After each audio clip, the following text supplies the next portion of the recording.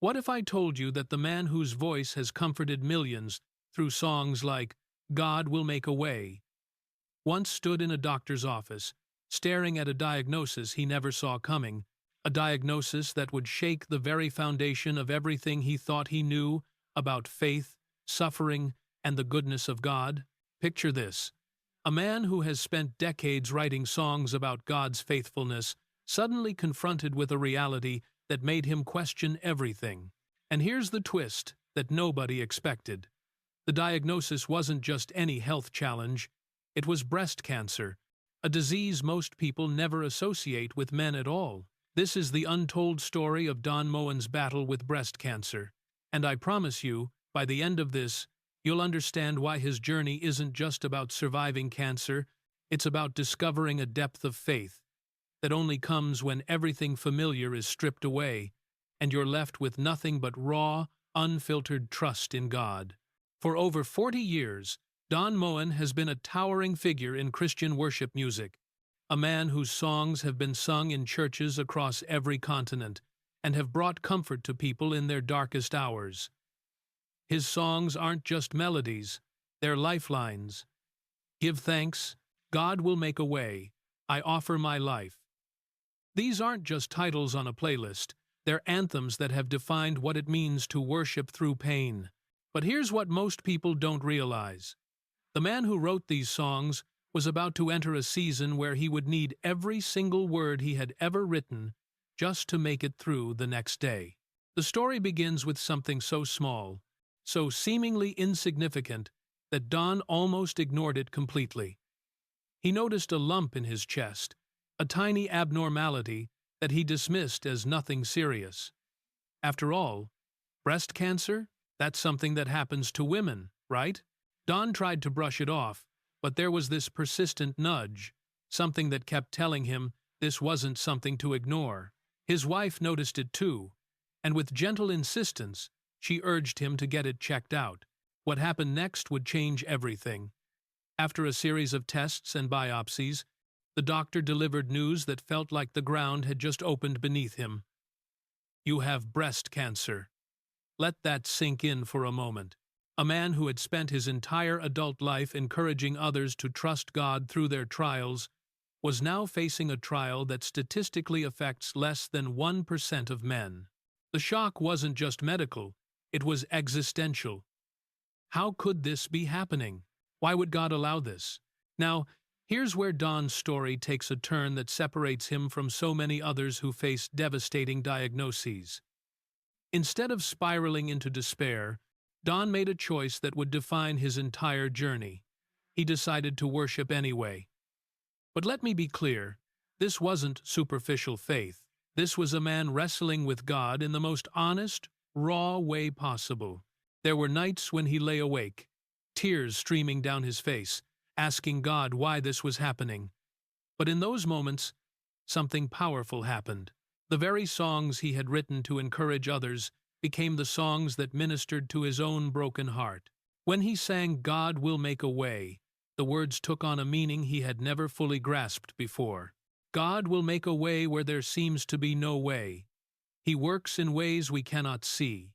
He will make a way for me. These weren't just lyrics anymore. They were a lifeline, a promise he had to cling to when everything else felt uncertain. Let me share something with you that most people don't understand about male breast cancer. And this is crucial information that could literally save someone's life. Male breast cancer accounts for less than 1% of all breast cancer cases. But rarity doesn't mean impossibility. The problem is that because it's so uncommon, men don't think to check for it, doctors don't routinely screen for it, and by the time symptoms become obvious, the cancer has often progressed to a more advanced stage.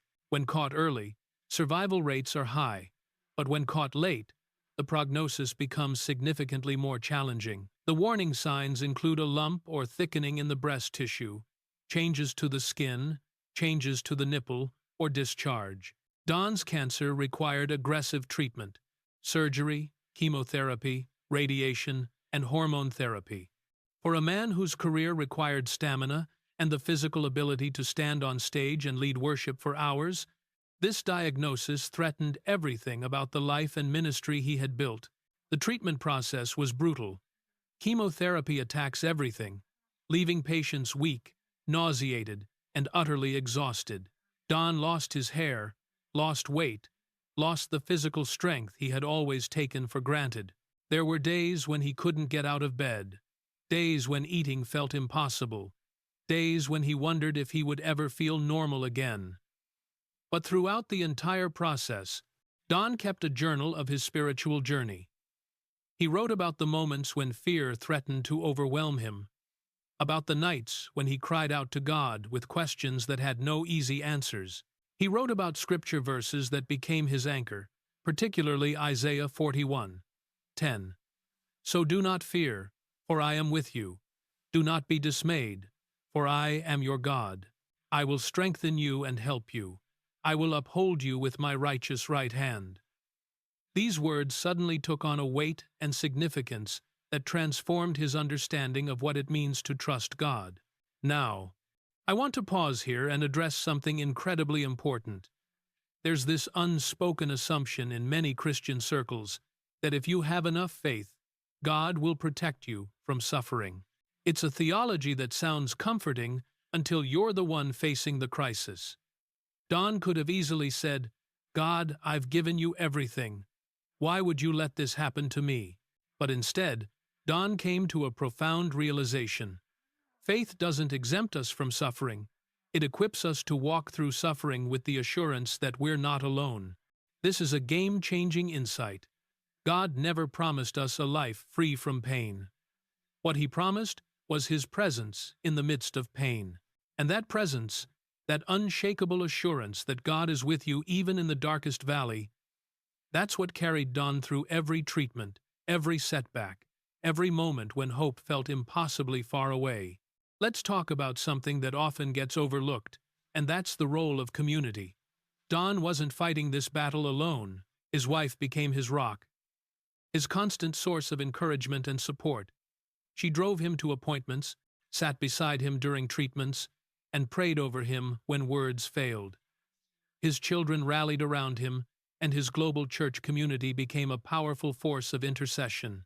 Don received thousands of messages from people saying they were praying for him. As the treatment intensified, those prayers became something he could literally feel. There's a supernatural dimension to corporate prayer that we often underestimate. Don experienced this firsthand, describing moments when he felt an inexplicable peace wash over him, a strength that wasn't his own. This was the tangible presence of God, mediated through the prayers of his people. Here's where Don's story takes an interesting turn. As he began to recover, Don could have simply gone back to life as usual. Instead, he made a decision that would expand his ministry in ways he never anticipated. He decided to go public with his story. For a man of his generation, this wasn't easy. There's still a stigma around male breast cancer. But Don recognized that his platform could be used to save lives by raising awareness. He started speaking openly about his diagnosis and treatment, sharing the warning signs that men should watch for and emphasizing the importance of early detection. The response was overwhelming. Men who had never considered the possibility of breast cancer started doing self-examinations. Some discovered their own lumps and sought medical attention early enough to catch the disease in its treatable stages. Don's vulnerability literally became a catalyst for saving other people's lives, but the impact went far beyond medical awareness. As Don shared his story in worship settings, people who were facing their own battles found hope in his testimony. There's something uniquely powerful about hearing from someone who has walked through the fire with their faith intact. Don wasn't speaking theoretical platitudes. He was speaking from the trenches, from the chemotherapy chair, from the moments when hope felt like a distant memory. His message was simple but profound. God is faithful. Even when everything around you is falling apart, God makes a way, even when you can't see any possible path forward. These truths now carried the weight of lived experience. When he led worship and sang "God will make a way," there wasn't a dry eye in the room because people knew he wasn't just singing a song, he was testifying to a reality he had personally experienced. Let me share one of the most powerful aspects of Don's recovery, and that's the spiritual transformation that accompanied his physical healing. Going through cancer fundamentally changed how Don understood his relationship with God. Before cancer, Don was already a devoted believer, already committed to ministry. But there was a dimension of faith that remained theoretical, a depth of dependence on God that he hadn't fully experienced. Cancer stripped away his self-sufficiency, forced him into a place of complete dependence on God, and in that place, he discovered an intimacy with the Father that he had never known before. He describes it as the difference between knowing about God and truly knowing God. After cancer, he knew God as a present help in trouble, as a comforter in sorrow, as a healer who sometimes heals through the valley rather than around it. This transformation profoundly impacted Don's music and ministry going forward. The songs he wrote after his cancer journey carried a depth that resonated with people on a different level. He was writing from a place of tested faith and proven character. His worship services took on a different tone as well. Where before he might have focused primarily on celebration, he now made space for lament, for honest questions, for the messy reality of faith in suffering. He gave people permission to bring their pain to God, to admit that they didn't have all the answers. This authenticity created an environment where people felt safe to be vulnerable, to seek God not as a magic solution, but as a companion through their darkest moments. Now, let's address the balance between faith and medicine. Throughout his journey, Don never positioned his faith as being in opposition to medical treatment. He didn't refuse chemotherapy, claiming that prayer alone would heal him. Instead, Don embraced a holistic approach, one that recognized God's sovereignty while also acknowledging that God often works through medical science and skilled physicians. He prayed fervently for healing, but he also showed up for every appointment and followed his treatment plan meticulously. This is such an important point because there's sometimes a false dichotomy that suggests you either trust God or trust doctors. Don's approach offers a better model. He trusted God completely while also utilizing every resource God had provided. The radiation and chemotherapy weren't signs of weak faith. They were tools that God was using to restore his health. As Don entered remission, he found himself processing the experience in complex ways. There's often an assumption that once someone is declared cancer-free, they simply return to normal life. But Don experienced what many survivors describe as post-traumatic stress. Moments when a routine checkup would trigger anxiety. Times when he would wake up gripped by fear. He also struggled with survivor's guilt, the uncomfortable reality that he had survived while others he had prayed for had not. Don was honest about these realities. He talked openly about the ongoing emotional work of processing trauma, about the importance of counseling even for people of faith, about the fact that healing is rarely a straight line. This honesty made his testimony even more powerful, because it acknowledged the full complexity of walking through suffering. Let me share something Don discovered through this journey. A truth that has the power to completely transform how we understand suffering. Don came to realize that his cancer wasn't just something to survive, it was something that God intended to use for a greater purpose. Not in a cruel way, but in a redemptive way, where God took something meant for harm and transformed it into a source of blessing. Don's suffering gave him a credibility and compassion in ministry that he couldn't have gained any other way. When he speaks to someone facing cancer now, they know he truly understands. His willingness to be vulnerable about his struggle has opened doors for ministry that would have remained closed otherwise. People who would never have reached out now feel comfortable approaching him because they know he's been in the valley too. This is the redemptive nature of suffering that Scripture talks about, the way God takes our deepest pain and transforms it into our greatest ministry.